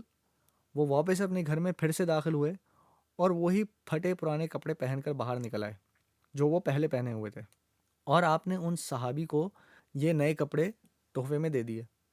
کچھ دیر کے بعد آپ صلی اللہ علیہ وآلہ وسلم واپس اپنے گھر میں داخل ہوئے تو باقی کے صحابہ اکرام ان صحابی پہ برس پڑے اور کہا کہ انہوں نے آپ صلی اللہ علیہ وآلہ وسلم سے اس طرح کپڑے لینے کی درخواست کیوں کری، جب انہیں پتہ تھا کہ آپ صلی اللہ علیہ وآلہ وسلم کبھی بھی کسی کو رد نہیں کرتے۔ یہاں جس طریقے سے تمام صحابہ ان صحابی سے مخاطب ہوئے، اس سے ہمیں آپ صلی اللہ علیہ وآلہ وسلم کے مزاج کا اندازہ ہوتا ہے کہ آپ صلی اللہ علیہ وآلہ وسلم نے کبھی کسی کی درخواست کو رد نہیں کیا۔ تو بہرحال ان صحابی نے فرمایا کہ اس سے پہلے کہ سب مجھ سے ناراض ہوں، میں اپنی صفائی میں کچھ کہنا چاہتا ہوں۔ میں نے یہ لباس آپ صلی اللہ علیہ وآلہ وسلم سے پہننے کے لیے نہیں مانگا، بلکہ میں چاہتا ہوں کہ میں اللہ سبحانہ و تعالیٰ کے دربار میں وہ لباس پہن کر حاضر ہوں جو مجھے رسول صلی اللہ علیہ وآلہ وسلم نے دیا ہو۔ میں اس لباس کو کفن کے طور پر استعمال کرنا چاہتا ہوں۔ تو یعنی ان صحابی کے پاس آپ صلی اللہ علیہ وآلہ وسلم سے لباس مانگنے کی وجہ تھی۔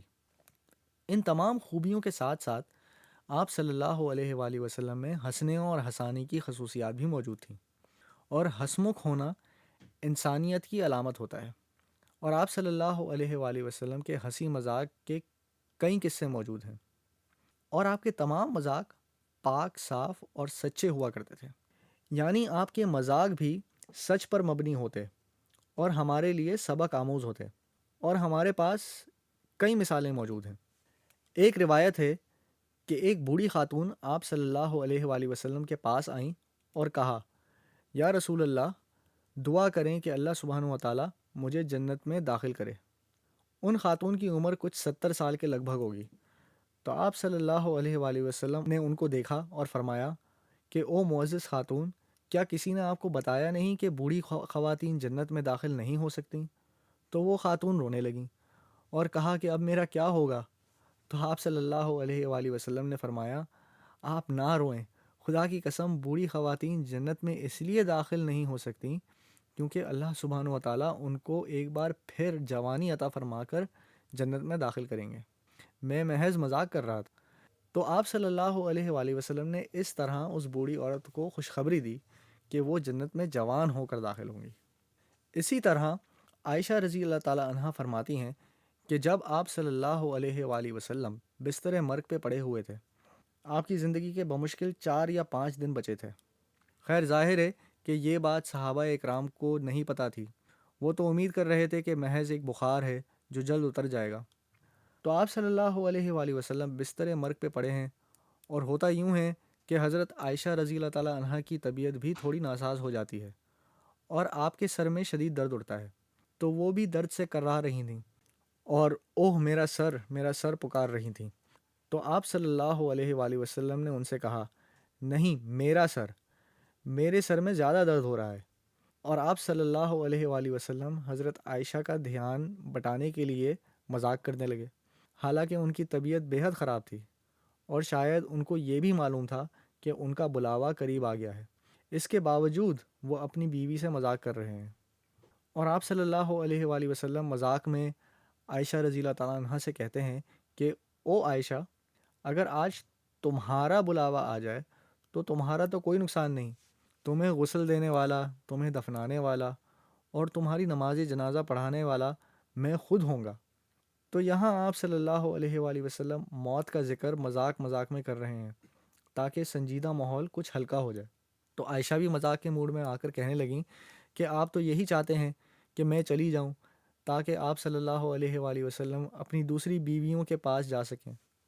تو دیکھیے ذرا، آپ بستر مرگ پہ لیٹے ہوئے ہیں اور مذاق کر رہے ہیں، اور آپ کے مذاق میں بھی سبق موجود ہیں۔ علماء نے آپ کے اس مذاق سے اور اس مکالمے سے فقہ کے کچھ چیزیں اخذ کری ہیں کہ شوہر کا بیوی کو غسل دینا جائز ہے۔ یہ بات اس لیے درست ہے کیونکہ ہم جانتے ہیں کہ آپ صلی اللہ علیہ وآلہ وسلم نے کبھی مذاق میں بھی غلط بیانی نہیں کری۔ تو یعنی کہ آپ صلی اللہ علیہ وآلہ وسلم کا مذاق بھی سبق آموز ہے۔ اور ترمذی میں ایک خوبصورت واقعہ محفوظ ہے کہ ایک دفعہ ایک نوجوان جس کا نام زاہد تھا اور جس سے آپ صلی اللہ علیہ وآلہ وسلم کو بہت لگاؤ تھا، اور ہمیں زاہد کے بارے میں زیادہ کچھ نہیں معلوم، بڑی کوشش کری کہ اس نوجوان کے بارے میں کچھ پتہ چل سکے، لیکن اس کے بارے میں سوائے اس مشہور واقعے کے جس کا ذکر ہم کرنے جا رہے ہیں زیادہ کچھ نہیں پتہ چلا۔ لیکن کوئی وجہ تھی جس کی بنا پہ آپ صلی اللہ علیہ وآلہ وسلم کو زاہد سے لگاؤ تھا۔ ہم صرف یہ اخذ کر سکتے ہیں کہ زاہد ایک نیک اور متقی انسان تھے، نہ ہم یہ جانتے ہیں کہ ان کا دین سے کس حد تک لگاؤ تھا، اور نہ ہمیں ان کی کسی غزوے میں شرکت کے بارے میں پتہ ہے۔ وہ بس ایک نیک شخص تھے جو آپ صلی اللہ علیہ وآلہ وسلم سے بہت نزدیک تھے۔ بہرحال ایک دفعہ آپ صلی اللہ علیہ وآلہ وسلم نے انہیں سوق یعنی بازار میں کچھ چیزیں فروخت کرتے دیکھا۔ ان دنوں لوگ بازار میں آوازیں لگاتے تھے کہ میرے پاس یہ سامان ہے، آ کر مجھ سے خرید لو۔ تو زاہد بھی آواز لگا رہے تھے کہ کون مجھ سے یہ سامان خریدے گا۔ تو آپ صلی اللہ علیہ وآلہ وسلم چپکے سے ان کے پیچھے گئے اور آپ کو ایک دم پکڑ لیا۔ تو زاہد ایک دم سے چونک اٹھے اور آپ صلی اللہ علیہ وآلہ وسلم کی گرفت سے نکلنے کی کوشش کرنے لگے، کیونکہ آپ کو پتہ نہیں تھا کہ ان کو ایک دم سے کس نے آ کر پکڑ لیا ہے۔ کہنے لگے کہ بھائی مجھے چھوڑ دو، دیکھ نہیں رہے کہ میں یہاں سامان بیچنے کی کوشش کر رہا ہوں۔ لیکن جیسے ہی انہیں اندازہ ہوا کہ آپ صلی اللہ علیہ وآلہ وسلم نے انہیں پکڑا ہوا ہے تو انہوں نے فوراً ہلنا جلنا بند کر دیا، کیونکہ ان کے لیے آپ صلی اللہ علیہ وآلہ وسلم سے اس قدر قریب ہونا برکت کا باعث تھا۔ اور آپ صلی اللہ علیہ وآلہ وسلم نے مذاق میں آواز لگانا شروع کری کہ کون ہے جو مجھ سے یہ غلام خریدے گا، کیونکہ اب سے تھوڑی دیر پہلے زاہد آواز لگا رہے تھے کہ کون مجھ سے یہ سامان خریدے گا۔ یہاں بھی آپ صلی اللہ علیہ وآلہ وسلم نے غلام کے لیے جو لفظ استعمال کیا وہ تھا عبد، یعنی یہاں آپ صلی اللہ علیہ وآلہ وسلم کا مطلب زاہد کو انسانوں کے لیے غلام کہنا نہیں تھا، بلکہ آپ کی نظر میں زاہد اللہ سبحانہ و تعالیٰ کے غلام تھے۔ اس بات کی وضاحت کچھ یوں بھی ہے کہ زاہد نے کہا کہ یا رسول اللہ، آپ گھاٹے کا سودا کرنے جا رہے ہیں، کوئی بھی آپ کو میرے اچھے دام نہیں دے گا، میں کوئی قیمتی غلام نہیں۔ تو آپ صلی اللہ علیہ وآلہ وسلم نے فرمایا کہ آپ اللہ سبحانہ و تعالیٰ کی نظر میں انتہائی قیمتی ہیں۔ تو یہاں ہمیں آپ صلی اللہ علیہ وآلہ وسلم کی فطرت اور انسانیت کی ایک اور جھلک نظر آئی ہے۔ اور اب بات کرتے ہیں کہ آپ صلی اللہ علیہ وآلہ وسلم کو اپنے امتیوں سے کس قدر محبت تھی، اور انشاءاللہ یہاں پہ ہم اپنا بیان ختم کریں گے۔ حالانکہ ہمارے پاس کہنے کو تو بہت کچھ ہے لیکن وقت کی کمی ہے۔ آپ صلی اللہ علیہ وآلہ وسلم کو اپنے امتیوں سے بے پناہ محبت تھی۔ اللہ عز و جل نے قرآن پاک میں فرمایا ہے کہ ہم نے تمہارے درمیان سے ایک نبی تمہارے لیے بھیجا جو تمہیں تکلیف میں نہیں دیکھ سکتا، جو تمہارے لیے پریشان رہتا ہے، وہ حریص ہے، یعنی کہ اس کی حالت ایسی ہے جیسے کہ ایک ماں یا والدین کی اپنے بچوں کے لیے ہوتی ہے، وہ ہمیشہ اس کوشش میں رہتا ہے کہ تمہیں فائدہ پہنچا سکے۔ اللہ سبحانہ و تعالیٰ نے آپ صلی اللہ علیہ وآلہ وسلم کے لیے دو لفظ استعمال کیے ہیں جن میں اگر الف اور لام کا اضافہ کر دیا جائے تو وہ اللہ سبحانہ و تعالیٰ کے اپنے ناموں میں سے ہیں۔ جیسا کہ ہم جانتے ہیں کہ الرؤوف اور الرحیم اللہ سبحانہ و تعالیٰ کے ناموں میں سے دو نام ہیں، لیکن اگر ان میں سے ال ہٹا دیا جائے تو یہ انسانوں کی صفات بیان کرنے میں استعمال کیے جا سکتے ہیں۔ تو اللہ سبحانہ و تعالیٰ نے آپ صلی اللہ علیہ وآلہ وسلم کو رؤوف اور رحیم کہا ہے، اور فرمایا ہے کہ آپ صلی اللہ علیہ وآلہ وسلم مومنوں کے لیے رؤوف اور رحیم ہیں۔ تو آپ صلی اللہ علیہ وآلہ وسلم مومن کے لیے رؤوف ہیں۔ رؤوف کا مطلب ہوا وہ جو رحم سے بھرا ہوا ہو۔ رؤوف کے معنی نرمی اور رحم دلی سے منسلک ہیں، اور رحیم کے مطلب رحم اور معافی کے ہیں، جیسا کہ آپ سب جانتے ہیں۔ تو یہاں رأف میں کے معنی ہیں وہ خاص رحم جو والدین کے دل میں اپنے بچوں کے لیے ہوتا ہے۔ تو اللہ سبحانہ و تعالیٰ جو خود الرؤوف ہیں، وہ آپ صلی اللہ علیہ وآلہ وسلم کو مومنوں کے لیے رؤوف کہہ رہے ہیں۔ اور ایک مرتبہ آپ صلی اللہ علیہ وآلہ وسلم قرآن کی تلاوت کر رہے تھے، اور آپ کی نظر ان آیات پہ پڑھی جہاں ابراہیم علیہ السلام اپنی قوم کے لیے اللہ سبحانہ و تعالیٰ سے دعا مانگ رہے ہیں اور کہہ رہے ہیں کہ او اللہ، وہ تمام لوگ جو میری پیروی کر رہے ہیں اور جو میرے خلاف ہیں، او اللہ ان کے لیے تو معافی دینے والا ہے۔ تو یعنی ابراہیم علیہ السلام ان لوگوں کے لیے بھی مغفرت کی درخواست کر رہے ہیں جو آپ کے پیغام پر ایمان نہیں لائے۔ اور اسی طرح آپ صلی اللہ علیہ وآلہ وسلم نے وہ سورہ مائدہ کی آیات پڑھیں جس میں عیسیٰ علیہ السلام اللہ سبحانہ و تعالیٰ سے دعا کر رہے ہیں کہ او اللہ، اگر تو ان کو سزا دینا چاہتا ہے تو یہ تیرا حق ہے کیونکہ یہ تیرے بندے ہیں، لیکن او اللہ، اگر تو ان کو معاف کر دے تو عزیز حکیم ہے۔ یعنی کہ آپ علیہ السلام چاہتے تھے کہ لوگوں کی ہر حال میں مغفرت ہو جائے۔ تو آپ صلی اللہ علیہ وآلہ وسلم نے آیات پڑھیں جو دونوں انبیاء اکرام کی ان دعاؤں سے منسوب ہیں جو انہوں نے اپنی اپنی قوموں کے لیے کریں۔ تو آپ صلی اللہ علیہ وآلہ وسلم اپنی امہ کے بارے میں سوچنے لگے، اور آپ نے اپنے ہاتھ اللہ سبحانہ و تعالیٰ کی بارگاہ میں بلند کیے اور کہا اللہم امتی، یعنی او اللہ میری امت، او اللہ میری امت۔ اور یہ کہتے ہوئے اپنی امت کے بارے میں سوچ سوچ کر آپ صلی اللہ علیہ وآلہ وسلم رونے لگے۔ تو اللہ سبحانہ و تعالیٰ نے جبریل کو حکم دیا کہ جا کر محبت سے دریافت کرو کہ وہ کیوں رو رہے ہیں۔ یہ حدیث صحیح مسلم میں موجود ہے۔ تو جبریل علیہ السلام نے آپ صلی اللہ علیہ وآلہ وسلم کی خدمت میں پیش ہو کر آپ سے سوال کیا، اور ظاہری بات ہے کہ اللہ سبحانہ و تعالیٰ آپ صلی اللہ علیہ وآلہ وسلم کی رونے کی وجہ جانتے تھے، لیکن اس طرح جبریل علیہ السلام نے بھی جانا کہ وہ وجہ کیا تھی۔ آپ صلی اللہ علیہ وآلہ وسلم نے فرمایا کہ میں اپنی امت کے انجام کے بارے میں سوچ کر رو رہا ہوں۔ تو جبریل یہ جواب لے کر واپس اللہ سبحانہ و تعالیٰ کے پاس گئے، تو اللہ عز و جل نے ان کو حکم دیا کہ او جبریل، واپس جاؤ اور محمد کو کہو اور یہ خوشخبری دو کہ ہم آپ کو آپ کی امت کے حوالے سے مایوس نہیں کریں گے، کیونکہ ہم آپ صلی اللہ علیہ وآلہ وسلم کی خوشی چاہتے ہیں، اسی لیے ہم آپ کی امت پر اپنی نوازش کریں گے اور آپ کو تکلیف نہیں پہنچائیں گے۔ یعنی کہ اللہ سبحانہ و تعالیٰ کہہ رہے ہیں کہ یا رسول اللہ، ہم آپ کی وجہ سے آپ کی امت پہ عنایت فرمائیں گے اور آپ کو تکلیف نہ ہونے دیں گے۔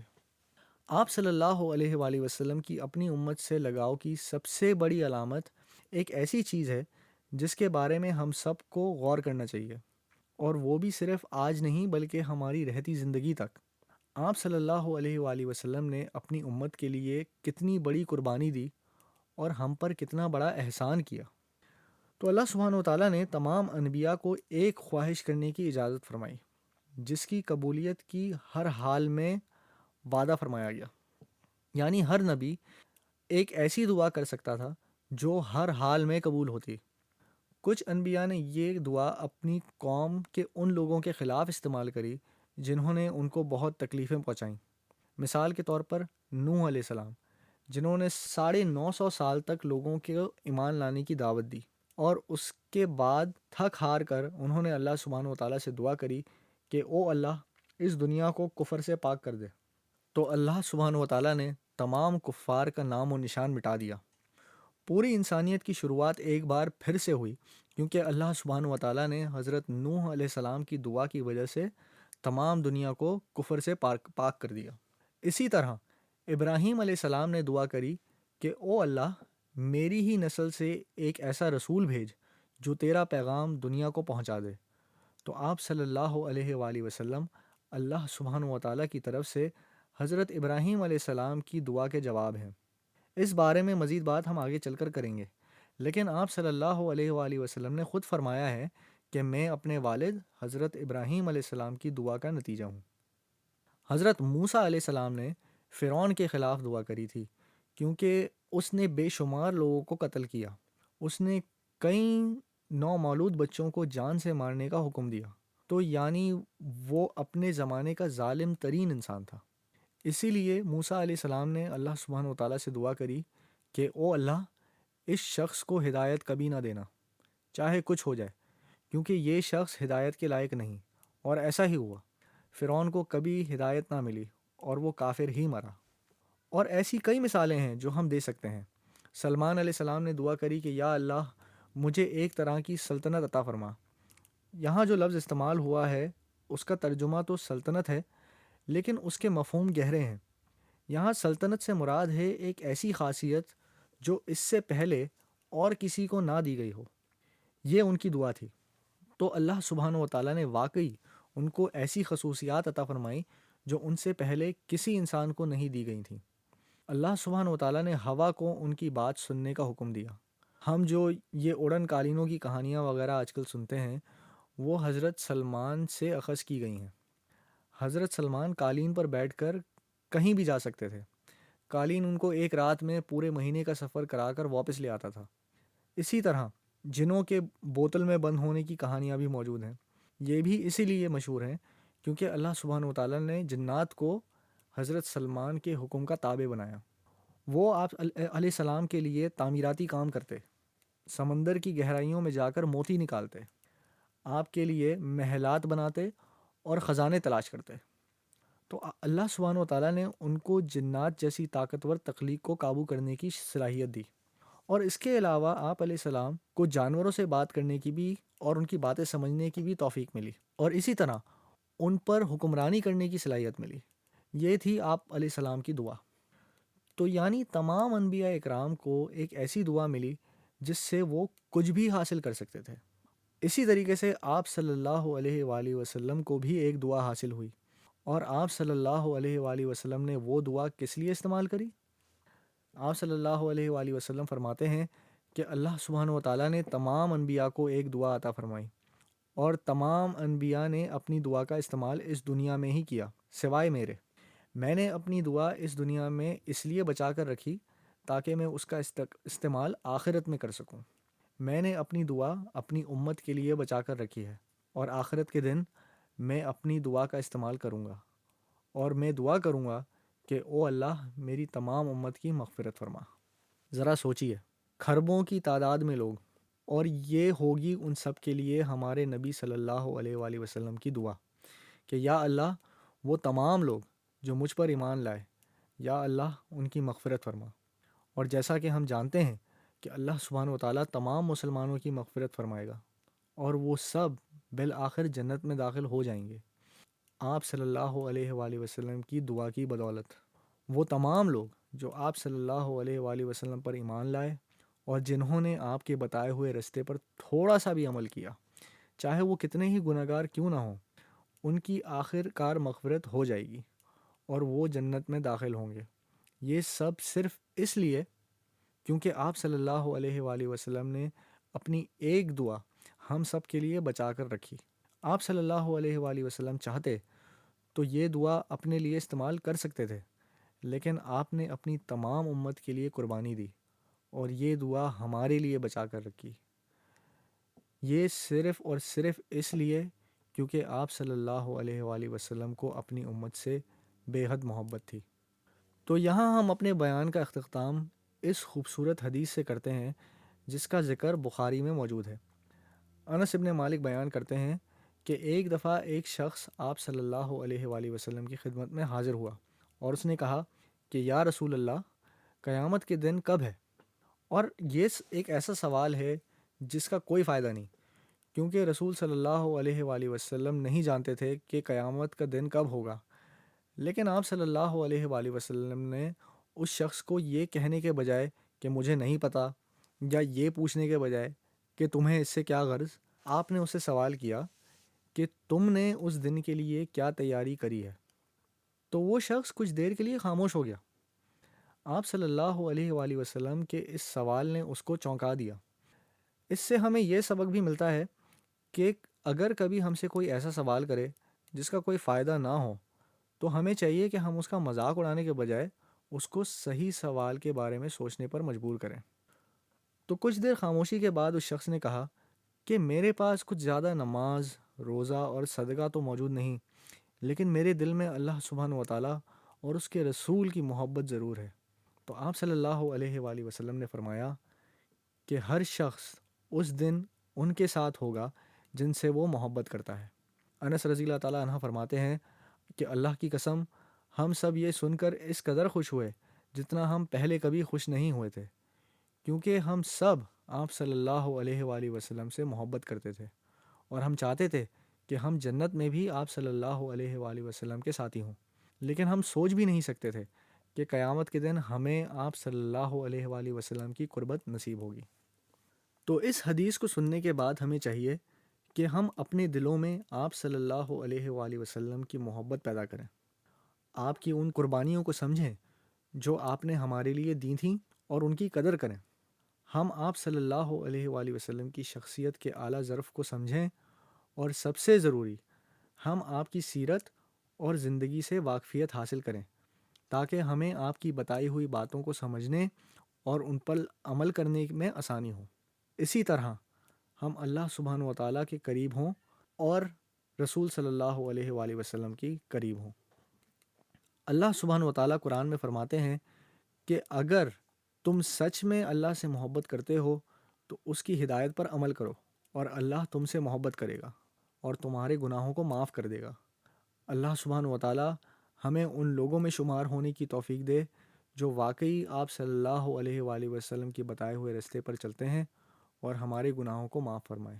یہاں ہمارے بیان کا اختتام ہوا۔ انشاءاللہ اگلے بیان تک کے لیے اللہ حافظ۔